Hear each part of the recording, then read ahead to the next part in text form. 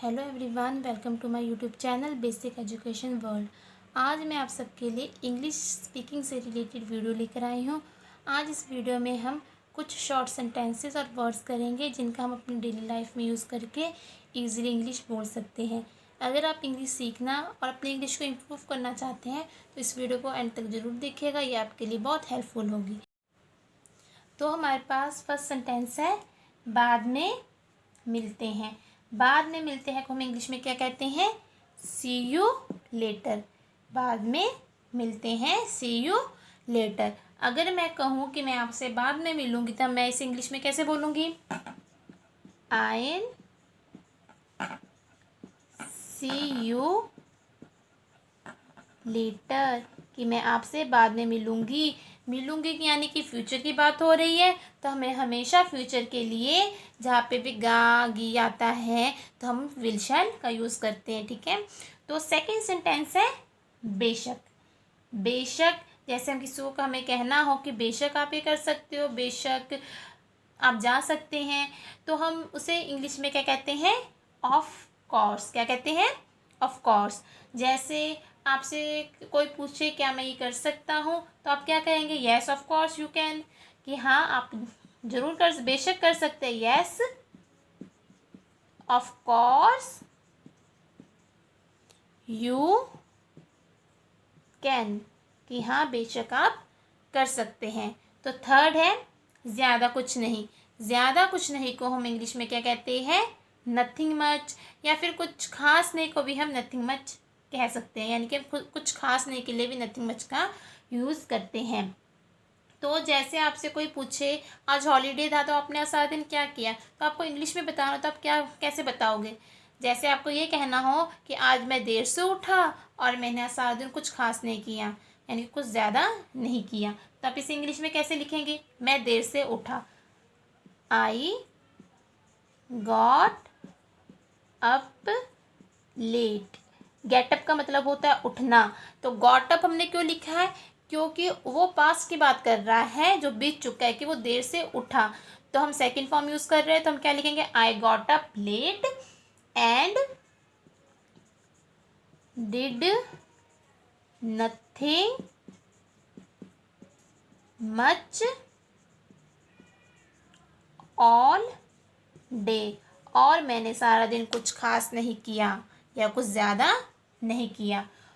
तो हमारे पास आगे है फोर्थ सेंटेंस है, जैसा आप चाहो। अगर हम किसी को कहते हैं जैसा आप चाहो, तो हम उसे इंग्लिश में क्या बोलेंगे?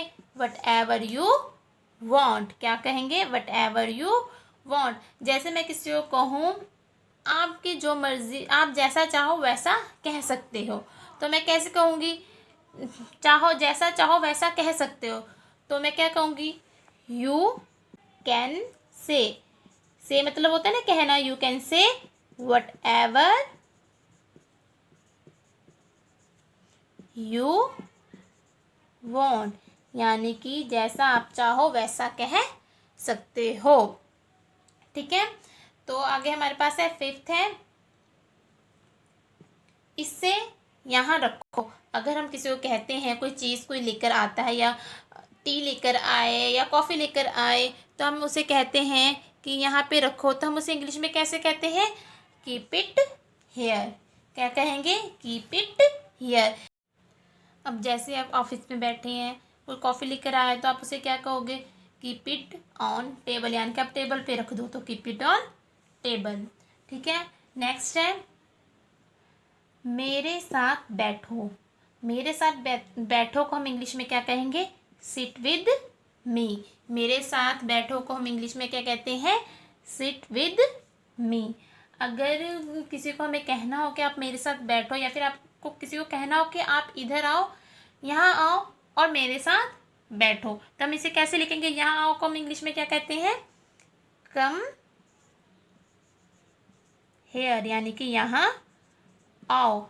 और है फिर हम क्या कहेंगे? यहाँ आओ और मेरे साथ बैठो, और मतलब एंड मेरे साथ बैठो मतलब sit with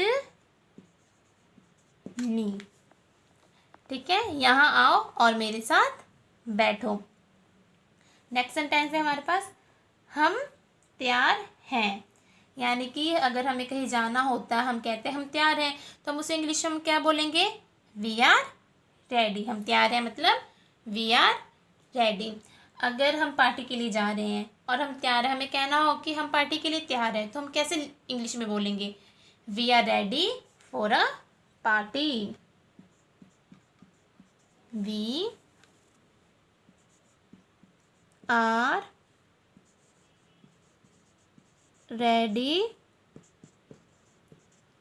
for a party. We are ready for a party. या फिर we are ready for a picnic. किसी भी चीज़ के लिए हम क्या कहेंगे? We are ready for a, we are ready यानी कि तैयार होने के लिए हम क्या कहेंगे कि हम तैयार हैं, वी आर रेडी। तो हमारे पास नेक्स्ट सेंटेंस क्या है? घर आओ। घर आओ को हम इंग्लिश में क्या कहते हैं? Come home. क्या कहते हैं? अगर हमें किसी को कहना हो कि आप घर कब आओगे, तो हम इसे इंग्लिश में क्या कहेंगे? कब को हम इंग्लिश में क्या कहते हैं? व्हेन। क्या कहते हैं? व्हेन। व्हेन। फिर फ्यूचर की बात हो रही है, कब आओगे? When will you come home. आप घर कब आओगे? या फिर हमें ये कहना हो कि आप घर वापस कब आओगे? वापस को हम इंग्लिश में क्या कहेंगे? बैक। तो ये सेंटेंस सेम वैसे ही बन जाएगा, बस बैक लिख जाएगा। When will you come back home. आप घर वापस कब आओगे? ठीक है। और 9th सेंटेंस है हमारे पास, वह कौन है। यानी कि कोई भी पर्सन आए, अगर आपको पूछना हो कि वह कौन है, तो हम इंग्लिश में क्या कहेंगे? हु इज़ ही या शी। अगर लड़का है, अगर आप लड़के के बारे में पूछ रहे कि वह कौन है, तो हम लगाएंगे हु इज़ ही। अगर आप लड़की के बारे में पूछ रहे कि वो कौन है, तो हम क्या लगाएंगे? Who is she. यानी कि बॉय के लिए, यानी कि मेल के लिए हम ही लगाएंगे और गर्ल्स के लिए शी लगाएंगे। ठीक है।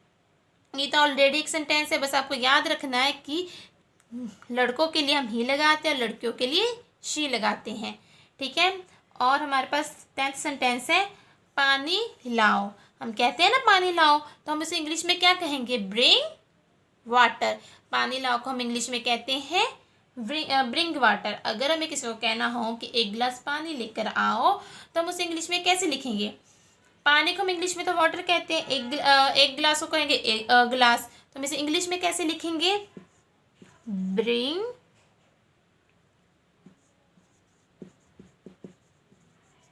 अ गिलास ऑफ वाटर। यानी कि एक गिलास पानी लेकर आओ। ठीक है। तो नेक्स्ट हमारे पास 11th सेंटेंस है, डरो मत। डरो मत को हम इंग्लिश में क्या कहेंगे? Don't be afraid. डरने को हम अफ्रेड कहते हैं, डरो मत को डोंट बी अफ्रेड। अगर हमें किसी को कहना हो कि डरो मत, तो हम क्या बोलेंगे? Don't be afraid. And next, खुलकर बोलो। खुलकर बोलो। अगर हमें किसी को कहना हो कि साफ साफ खुलकर सच सच बोलो, तो हम उसे क्या कहेंगे? Speak frankly. कि खुलकर बोलो, स्पीक फ्रैंकली। जैसे हमें किसी को कहना हो डरो मत, खुलकर और सच सच बोलो, तो हम इसे कैसे बोलेंगे? डरो मत को तो मैंने बताया हम क्या कहेंगे? डरो मत को डोंट बी अफ्रेड। ठीक है। पहले हम क्या बोलेंगे? Don't be afraid. अफ्रेड, डरो मत को don't be afraid. Speak frankly and truthfully. खुलकर सच सच और खुलकर बोलो। Speak frankly and truth. सच्चाई से बोलो, ट्रुथफुली। ठीक है। एंड नेक्स्ट है हमारे पास, कितनी दूर। कितनी दूर यानी कि जब हम किसी को कहते हैं कितनी दूर है ये जगह, या ये जगह पहुंचने में हमें कितनी दूर और चलना पड़ेगा इस जगह पहुंचने के लिए, तो हम कितनी दूर को हम क्या कहते हैं, हाउ फार। कितनी को तो हम कहेंगे हाउ, दूर को कहेंगे फार, हाउ फार। अगर हमें कहना हो कि आप कितनी दूर तक जाएंगे, आप कितनी दूर तक जाएंगे, तो हम कैसे कहेंगे, जाएंगे या चलेंगे। आप कितनी दूर तक जाएंगे, how far, how far are you going, how far are you going. ठीक है, आप कितनी दूर तक जाएंगे। एंड इसके बाद हमारा 14th सेंटेंस है, यह मेरा है। जब हम किसी चीज़ के लिए कहते हैं कि यह मेरा है, तो हम उसे इंग्लिश में कहते हैं दिस इज़ माइन। क्या कहेंगे, दिस इज़ माइन, कि यह मेरा है। जैसे हमें कहना हो कि यह मेरा पेन है, तो हम उसे इंग्लिश में क्या कहेंगे, this is mine, this pen is mine, this pen is mine, यह मेरा पेन है, दिस पेन इज़ माइन। तो हमारे पास नेक्स्ट है 15 सेंटेंस, देर मत करो। अगर हमें किसी को कहना हो कि देर मत करो, तो हम उसे इंग्लिश में कहेंगे डोंट डिले। क्या कहेंगे, डोंट डिले। ठीक है, अगर हम जैसे किसी को कहते हैं कि हम पहले ही देर से हैं और देर मत करो, तो हम उसे इंग्लिश में क्या लिखेंगे, we are already late so don't delay any more. क्या लिखेंगे, we are already late so don't delay any more. ठीक है, कि हम पहले ही देरी से हैं और देर मत करो। एंड उसके बाद नेक्स्ट हमारे पास, वह मासूम है। मासूम को हम इंग्लिश में क्या कहते हैं, इनोसेंट। क्या कहते हैं, इनोसेंट। ठीक है, वह मासूम है, हम उसे क्या कहेंगे, ही शी इज़ इनोसेंट। जैसे कि मैंने लास्ट सेंटेंस में बताया था, पिछले सेंटेंस में भी, कि ही या शी हो तो हम कहाँ यूज़ करते हैं, अगर मेल है तो उसके लिए ही, फीमेल है तो शी। यानी कि लड़कों के लिए हम ही का यूज़ करते हैं, लड़कियों के लिए शी का। वह मासूम है, अगर लड़का है तो हम कहेंगे ही इज़ इनोसेंट, अगर लड़की है तो शी इज़ इनोसेंट। मासूम को हम इनोसेंट कहते हैं। नेक्स्ट हमारे पास, पीछे हटो या लौट जाओ। पीछे हटो या लौट जाओ, दोनों को हम इंग्लिश में गेट बैक कहते हैं। क्या कहते हैं, गेट बैक कहते हैं। चाहे पीछे हटो कहना हो या लौट जाओ, तो हम उसे गेट बैक ही कहेंगे। जैसे get back to your work, कि आप अपने काम पर लौट जाओ, या फिर गेट बैक टू मी, आप मेरे पास वापस आ जाओ। ठीक है, लौट आओ, आप मेरे पास लौट आओ, तो हम इसे कैसे लिखेंगे, get back to your work, आप अपने काम पर वापस लौट जाओ। ठीक है, उसके बाद नेक्स्ट हमारे पास 18th है, क्या चल रहा है, व्हाट्स गोइंग ऑन, या क्या सब हो रहा है या क्या चल रहा है, हम उसे इंग्लिश में कहेंगे व्हाट्स गोइंग ऑन। हमें क्या किसी से पूछना हो कि आपकी लाइफ में क्या चल रहा है, तो हम उसे इंग्लिश में क्या कहेंगे, what's going on in your life.